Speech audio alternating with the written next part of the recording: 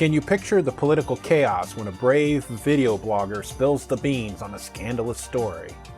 Well, that's exactly what happened with our guest, DJ Burns, also known as the Rooster online, who stirred up a massive controversy when he broke the Urban Meyer lap dance story.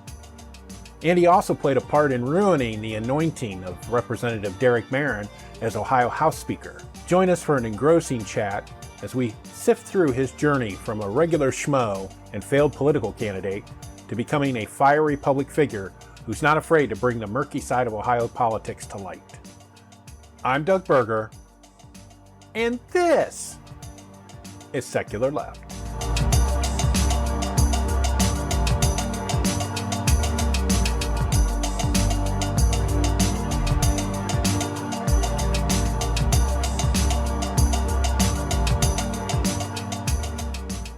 Joining us today is a video blogger, malcontent, former candidate for elected office here in Ohio, and it goes by the moniker the Rooster, Ohio on X, and it's DJ Burns. Thank you for joining us today. What's going on, brother? All right. Yeah, I've been wanting to have you as a guest for quite some time because I really love your content that you put up both on TikTok and X and Twitter. I call it Twitter. I'll never call it X. Okay. and Substack. And so I really like, because I mean, you don't suffer any fools, right? I mean, you're an equal opportunity challenge. Yeah, I mean, I am a fool a little bit, but I don't approach my work as like a Democrat versus Republican thing, or even like a left versus right. Like, there are a lot of fools on both sides at the Statehouse. That's just the effects of gerrymandering. It affects both parties. But at the same time, there's only one party that's a super majority in both caucuses, and a lot of Republicans will be like, why don't you go after the Democrats more? And say, I mean, brother, it's like kicking a dog, a starving dog in the street. So it's pretty much just due to the Ohio State focus. It is on the Republicans, but yeah, it's not a left or right thing with me when I'm on the clock. And I understand that your claim to fame, how you broke into the public consciousness, is you broke the Urban Meyer bar story. That one was easy. I was half drunk. But I had blogged for 11 Warriors for a long time, 5 years or so. Really, where I cut myself is like a professional quote unquote writer. And then, like an idiot, I quit that full-time job, and pursued a suicide run in the Statehouse against Jenna Powell. Started lost, and then all the Democrats that I wanted to go work for, they lost too. It was just a very bad year. Was kind of drinking too much, like usual, if you can believe that, and didn't really know what I was going to do. Started the Rooster, and I've had some big stories. Like the Jennings one was probably the all-time like most moneymaker one, but as far as like national reach, the Urban Meyer story was it was up there, and it cost me. I mean, I learned a valuable lesson at that time. Like, you set off a bomb like that, you're going to get a little burned too. And I was working as a electrical apprentice, doing data on the electrical side for IBW in town. I was working for the contractor at, I'll name them, the Superior Group. See them in hell. But I actually got fired from that for the whole, fallout from that. I did a Wall Street Journal interview, because that's just who I am. Like, if I'm going to bomb on you, I'm not going to do it from some anonymous account. Like, I'm going to let you know I did it. And learn a valuable lesson, but use fake accounts when you no. Yeah, well, I should probably, in retrospect, I probably shouldn't have done the Wall Street Journal interview, or even one day I came home and there was a TV crew waiting outside my house. Oh. Yeah, wanting to interview me and stuff. So it was like a whole thing, but I eventually persevered and got over it. And at the end of the day, Urban Meyer cost me a career, but I cost him $25 million and a restaurant. So Not bad, and, not bad, I guess. and that actually led to him losing his job eventually. Yeah, That started it. Yeah, I mean, I knew it was going to be a disaster him going into the pros, but never in my wildest dreams did I really think like he would lose in Cincinnati on Thursday Night Football, and then 24 hours later he's gone off 6 Bud Lights, getting a lap dance from a woman that wasn't his wife. A lot of people I don't know, like a lot of Ohio State fans were pissed about it, but they attacked me for it. Like one guy called me like irredeemable and stuff, but like that's the job to me. Left, right, politics, whatever. The job is like putting stuff out there in public that these people in power don't want out there. And if you're not willing to do that, then you're running PR basically. Yeah, you don't want to mess with Ohio State stuff because they come after you. They ran Kirk Herbstreit out of town. Oh, so. Yeah. I was working at one of the many data centers out in New Albany like a weekend after it, and this guy from Boston comes up to me, this bricklayer, and he's like, "Oh, you got some balls on you, laddie." And I was like, "What?" And he's like, "I'm in Boston. We'd have just killed you." And I was like, "Oh, okay." He's like, like you got to watch it. He's like, "My wife, she grew up in the Soviet Union, and she got online, a couple clicks, and she had your Instagram profile." I was like, "Well, what'd she do? Just type in my name, Instagram?" He was just really impressed with his Soviet girlfriend Googling skills, I guess. But in retrospect, that's probably what I should like. I was half drunk, you know what I mean? And I just put it on Twitter and it got out. And then, next thing I know, the Wall Street Journal's calling you. And like, how many times in your life is the Wall Street Journal going to put a guy like me in their pages? But I mean, that's on him though. I mean, 100%, because he decided to do that in public. Yeah. And not only like in public, but like on a Friday night in the most popular neighborhood in Columbus, in his own restaurant, right.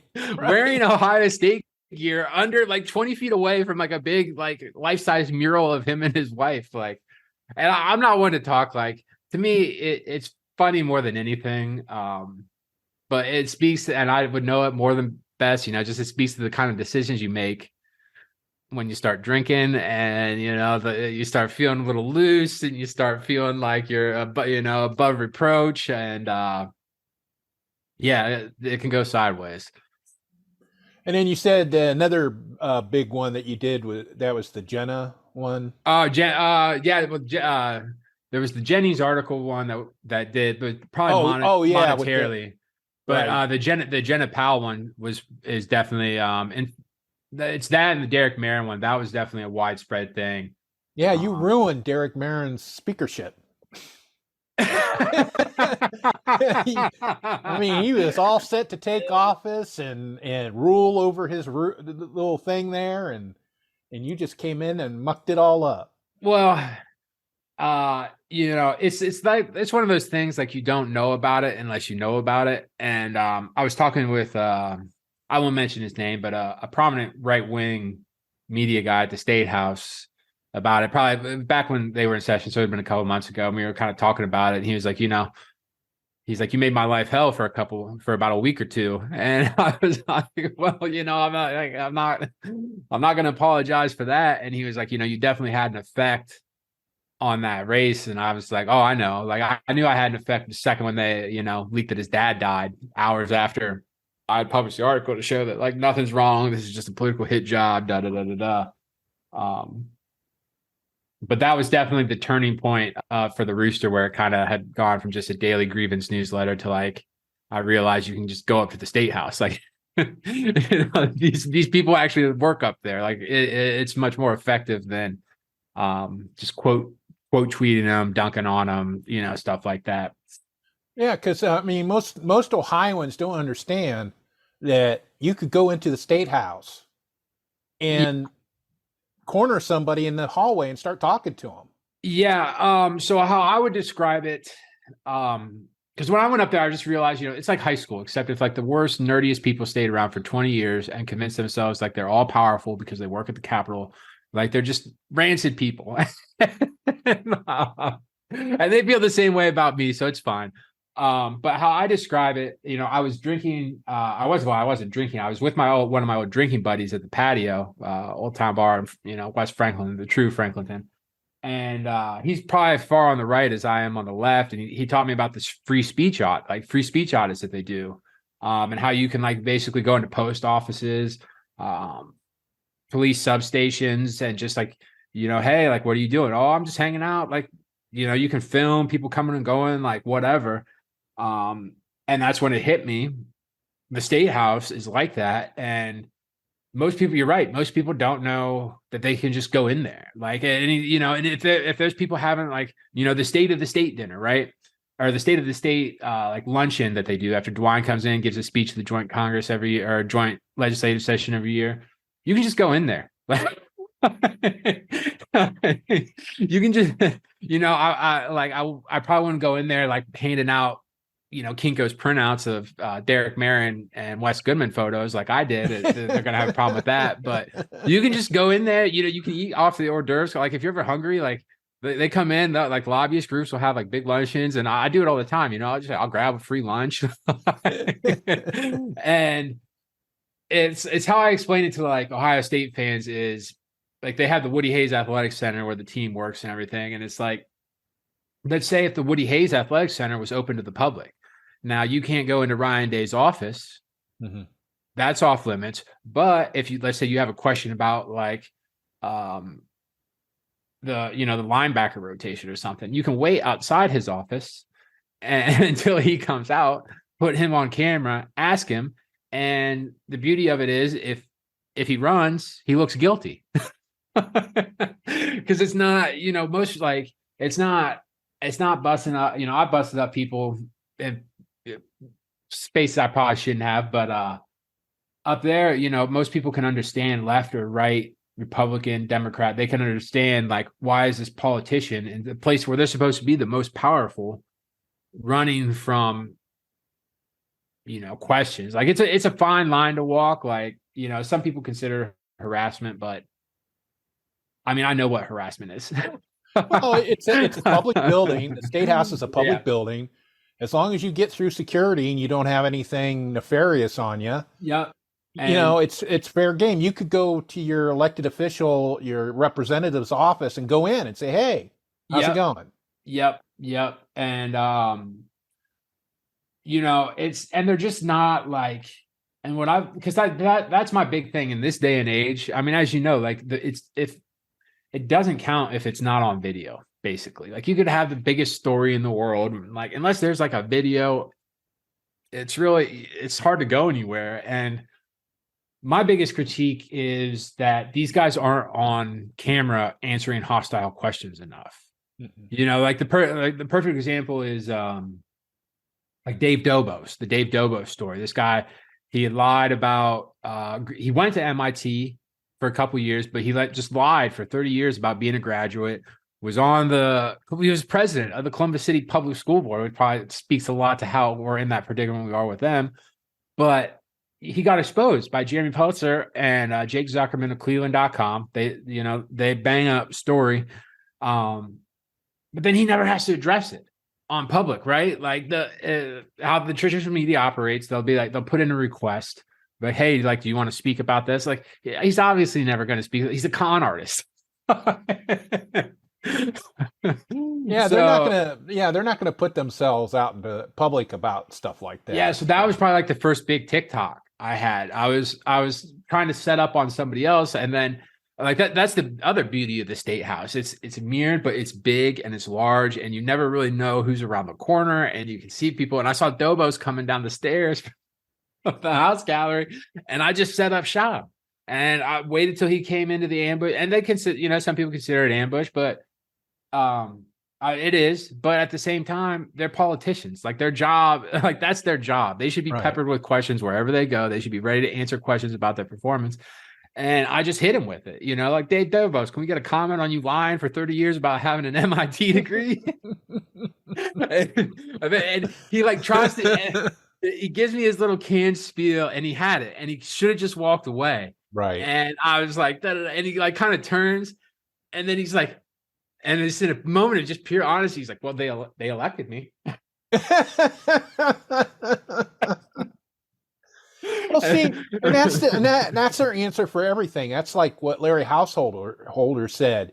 He said, "I'm not going to resign. I was elected. If they don't want me here because I've been indicted, then they can turn me out of office." It's like, no, that's not how it works. Yeah, and it's like It shouldn't be how it works. It's so like, that's a seat where a Democrat wasn't even going to win anyway.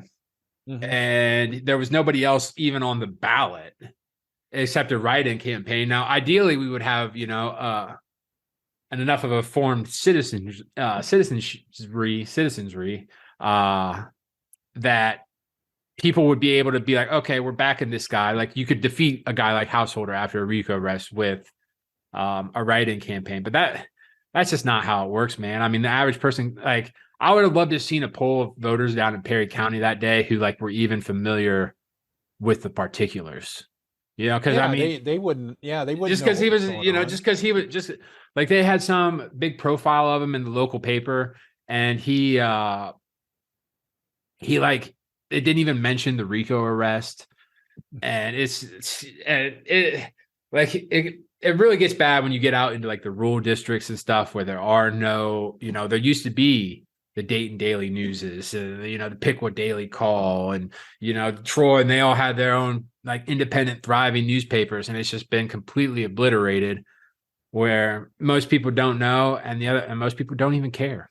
Like they don't even care. And it's interesting because that's the area that elected Ted Strickland a few times. Yeah, and it's just whole 180 degrees. Yeah, and that's been the great conundrum of the Democrat. Like I really feel like Appalachia and all this, like southeastern Ohio, I feel like it's like kind of lost at this point, at least for a generation. I think really Trump was kind of especially up in Trumbull too. I think Trump has kind of been a catalyst for that, and part of me understands it because the Democratic Party has had numerous failures with working people. Like I totally get, I say all the time, at least the Trump voters, at least they get they're supposed to be angry. I'll give them that much. Now they're completely angry at the wrong people and enabling, but at least they get they're supposed to be angry. They think that they are having trouble with their jobs or the economy because of people coming over the border from the South. Yeah, exactly. And that's like, no, it's because the Republicans gamed the system when they've been in power and they took your money. Ask Governor DeWine where your money is. Yep. And it's frustrating. And the other part too that's frustrating is that, when I was running for Statehouse out in Pickwood like an idiot, Steve Huffman, he's a Tip City Senator, but at the time he was in the Ohio House and he was running for Senate. And Bob and him and I we poked each other in the debates a couple of times, but there's a we have a repertoire now, but he told me one time after the debates that like 90% of voters really only care who's in the White House. And so it's crazy. Like, and that's kind of been the message with the blog, is just like trying to teach people that like who you're angry at and all, it's local. Like you don't have to go to the federal level. Like Joe Biden at the end of the day, like the border.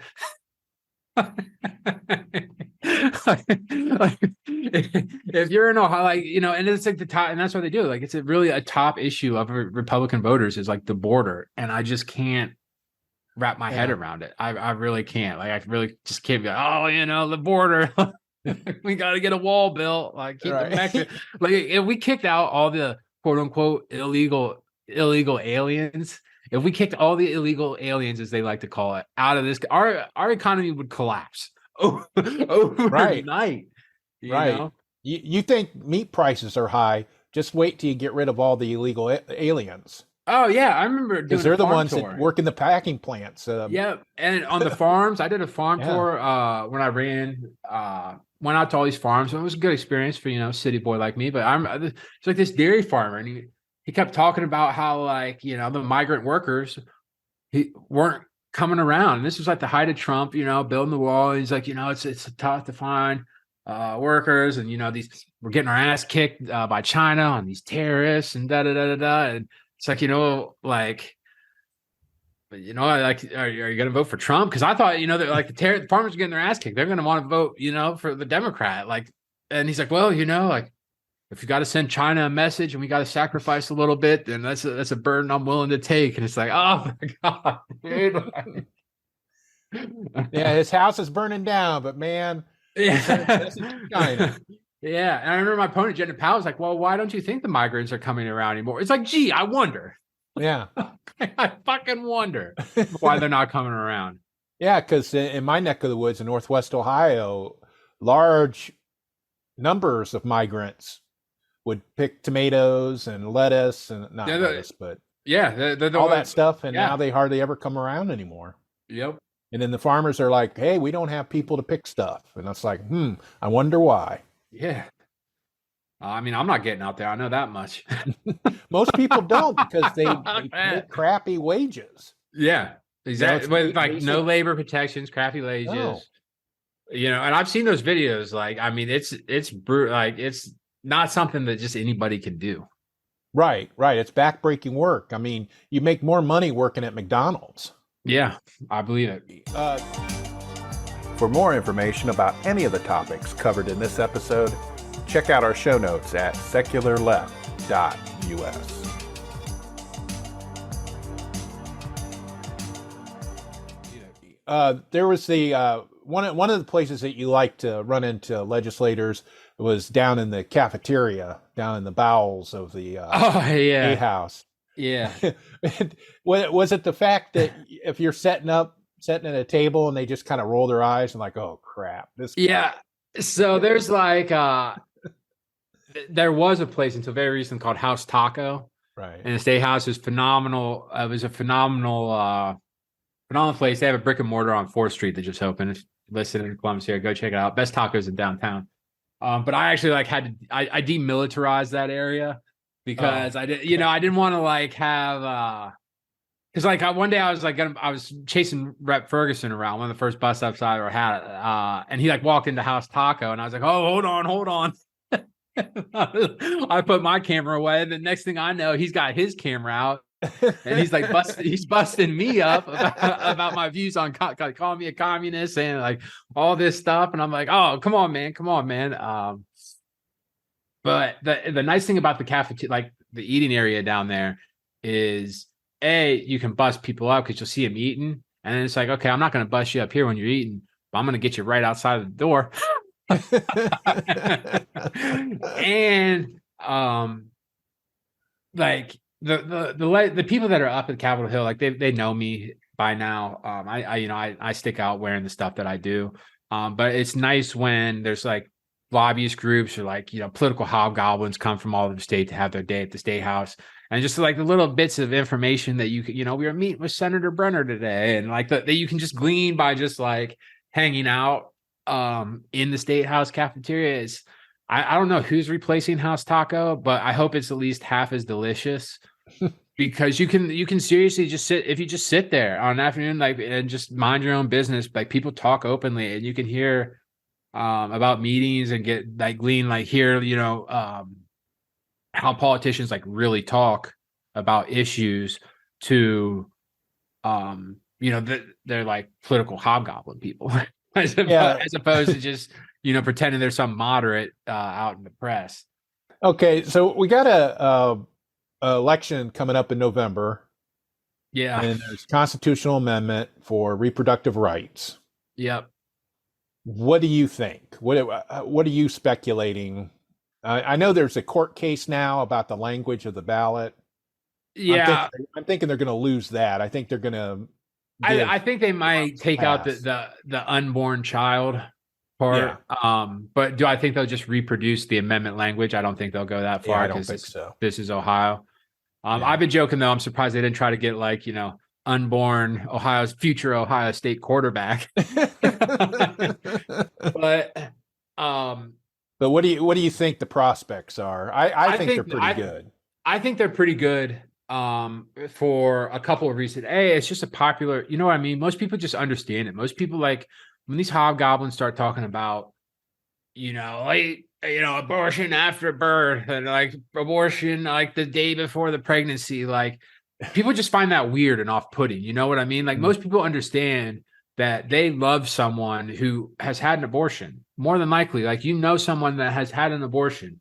You might not think you do, but I promise you, it's a lot more common than you would think. And so it's already a popular issue, and you can tell like the ballot language desperation just reeks of desperation. How they're trying to make this about some fictitious term like late term abortion, trying to like scaremonger about that is another sign of desperation. And two, where's the money going to come from for these guys? Who's putting money into the furnace? Like Dick Uihlein. I mean, he spent the leathery oil. A couple $1 million, $4 million. $4 million bucks. I'm done with the term billionaire. I'm done with oligarchs. You read about these Russian oligarchs and whatever. They have pennies on the dollar, pennies on the dollar to compare to our quote unquote billionaires. But so he put $4 million on issue 1. That went down in flames. He's now made the curious decision to get behind Frank LaRose, born loser. He's not going to get Trump's endorsement. I'm sorry. He's not. But so he's out on the abortion issue. And today I was up there. I was observing the Center of Christian Virtue prayer hour. For those that don't know, it's like one of the most odious holy roller lobbyist groups. Yeah, I saw some of the pictures there. And this Dan Fogt, I guess he was a former House candidate that failed, surprisingly. He was a holy roller. And he was complaining to Representative Richardson about the pro-abortion groups, how they were going up, they were going to have ads on Ohio State games, Cleveland Browns games, Cincinnati games, peddling quote unquote lies. And he was like, where are our ads? Like, how are we fighting this? Like, all I've seen is a couple billboards. So it's really a matter of, they're fighting. They're about, most polls have them about, that's why they try to get the 60% vote, like most polls have it about 50, like 58, 60% support anyway. Yeah. You've got to put the money in to get a 10-point swing. That costs money. And so it's Ohio, after the issue 1 defeat, it's kind of like, I'm kind of waiting for the other shoe to drop. But with that, and then, you kick in that, we're voting on legal weed. Now that could be overturned by the legislature the next day. And it will be. I think it will be. I'd be surprised, but I hope that people should still go out and vote and send the message. And I think that will be effective in driving non-traditional voters out who, there's going to be tons of pro-weed, anti-abortion voters, definitely in like rural Ohio. But they'll probably regulate it. Overall, like everything. They'll just over-regulate it. Like you won't be able to purchase it unless it's the third Thursday after the first full moon or some bullshit like that. Yeah, there's a bill where they're trying to like expand it. Like, here's the thing, and I've written about it before. Like, the weed is pretty much already legal in Ohio as it is. Like, I thought, I don't smoke anymore because I can't do any substances in moderation. But I thought it was like, you pretty much had to be dying in Ohio to get like a medical weed license. And it's like, no, if you have $250, like, because I was involved in like a traumatic car accident in June 2020, and so I was like, that's what I use. I was like, I got pain in my knee but because I thought I would like, I have records that I could actually verify. Nope. They didn't either. It was like, oh, okay, you were in a car. I said, all right, here's your paper. Like, go on. And then you go into the dispensaries, and it's really not a march of. It's not a death march of the sickly and the ill. No, I'll tell you that much. No. But it's easier for that because they want it. But they want it that way because they can control the licensing, and they can solicit donations from these people. And it keeps the right people who have the money and can hop through bureaucratic hoops and drive to dispensaries. It keeps them from being punished. Whereas we can still, if there's a couple of black guys playing loud music that smell like weed, we can jack up their car and still send them to jail. Right. So I hope it passes. I'd be surprised I hate to say that because this is Ohio. I'd be surprised if they overturned it the day after the election, because there is genuine support in a sizable. I'm not sure if it's a majority, but in a sizable portion of the House caucus on the Republican side that is for legal weed. I'm not sure if they would have the votes for it in the House, but we'll have to see. And frankly, I mean, they're gonna, like, if abortion passes, man, I know they're gonna drop lawsuits. I've heard that the lawsuits will be dropped day one, and then they're gonna try to, like, they'll be much more inclined to go after the abortion stuff than they will the weed, I would think. Oh yeah, most definitely. Yeah, because that they're talking about. I saw that. I think you posted it, that image that was going around social media with the markup on the Reproductive Rights Amendment. Oh yeah. American Round Table. Yeah, who Roundtable. doesn't like opening the mail and like thinking you failed a 12th grade English exam? Go read the language yourself, and then like with these like annotations, because you're not smart enough to think for yourself. Yeah, anymore. well, I did a deep dive on that group because I put out a episode the day that we're taping this about it, and they come from, honestly enough, a Christian ministry. They started as a Christian ministry, and then some guy joined this. Dave Zanotti joined up and turned it into a public policy think tank.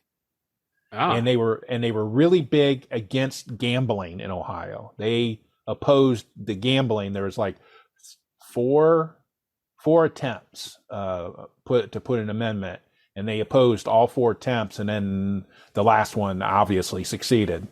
Yeah. And they're pro school vouchers, of course, and all this stuff. And it's like it's not neutral. They're not, and then they're like, what does viability mean? That is undefined. And it's like, no, it's not. There's medical people, medical terms have a definition. It's like care, standard of care. Yeah, that's pretty. And it'll be like, go watch this YouTube video, and you'll be like, oh, okay, so we watched a YouTube video. That's why I don't like when Aaron Barrett, I was busting him up, the CCV president. He's like tired of all this. It's like, okay, I don't. He's like, well, go watch this YouTube video. It's like, no, I won't. Like, what I mean? I'm sorry, I don't know like all the details and all the procedures of abortion that you're trying to hang me up on, because I'm a normal guy. Right. I don't go around like researching this stuff and trying to convince. And people also the fact is that abortion procedures are generally safer than childbirth. Exactly. It's more routine than going to the dentist, and it's the pro-life and that's why they hate the case about the 10-year-old rape victim that had to go to Indiana. That's why they truly their side. I mean, they've had people up there. I've seen Democratic legislators get confronted about it, say, people get called lies because they don't want to deal with the reality of that you are gonna, like, it's not just some one-off case. Like, that stuff is gonna happen. And in your world, like, abortion is, well, in your world, you're gonna make a 10-year-old have a child. And would you want that for your daughter? Right. Am I to believe that none of these people, if their daughter, God forbid, was raped, that they wouldn't be going to the abortion clinic? Yeah, and they were caterwauling around about parental notification, and it's like that's already on Ohio law. A minor can go to court and get a court order to get an abortion. Yeah, without parental notification. Yeah, as it should be, because guess what? Parents, especially step parents, are abusers too. Yeah. Yeah. You should assume that a person that wants to get an abortion without telling their parents, the parents don't need to know. Yeah. But that's the thing, about them, where it's like parents have a right to know about everything unless, it disagrees, like, unless the parent agrees, like they want their child to get gender affirming care. Well, in that case, right. I'm sorry, but in that case, like parental rights are no longer out the door, and you have to do with the parental rights are out the door, and you have to do what some freak from Sandusky like Gary Click wants you to do. Yeah, I years ago I worked for a pharmacy benefit manager at customer service, and I got a phone call from an irate mother wanting to know why we sent her daughter birth control pills. And I could not tell her because it was health protected information. And I said, well, you need to talk to your daughter, ma'am. And then the dad gets on. You go, God damn, you better. And I was like, sir, you should look up on the computer HIPAA. And because I think the daughter was like 16 or 17.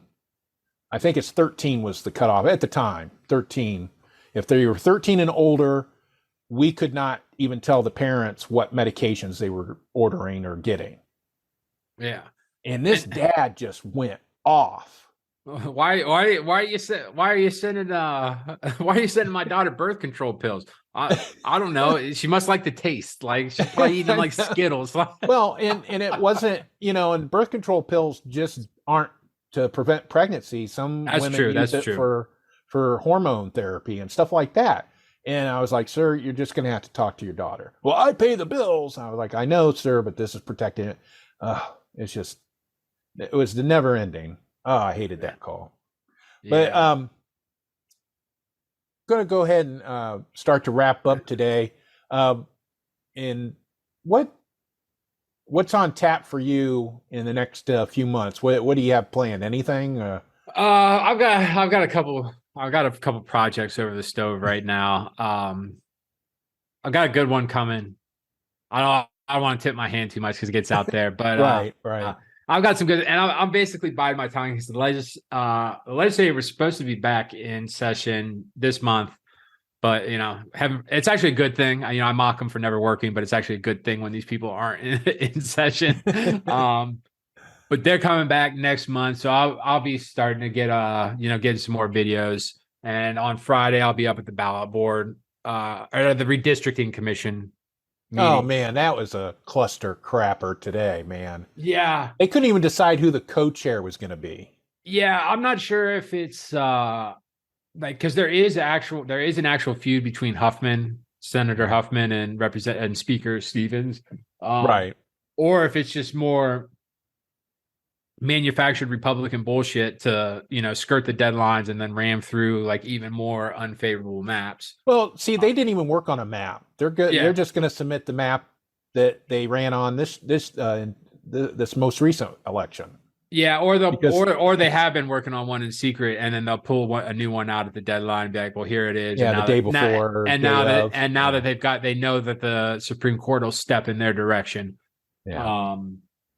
It'll be a mess. So hopefully, that will just spur in drive home the point of the need for like an independent redistricting commission in the first place.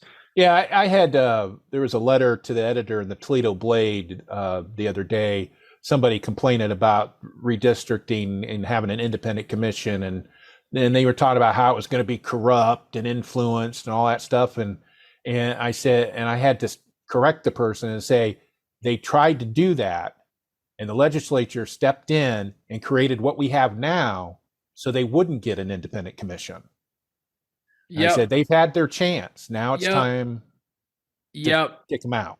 Yep. And I guess that's on us for not putting in an enforcement mechanism into the language. But I mean, and that's my, and people be like, well, what about Illinois? So I don't care. I don't live in Illinois. They'll be like, well, Vern Rife back.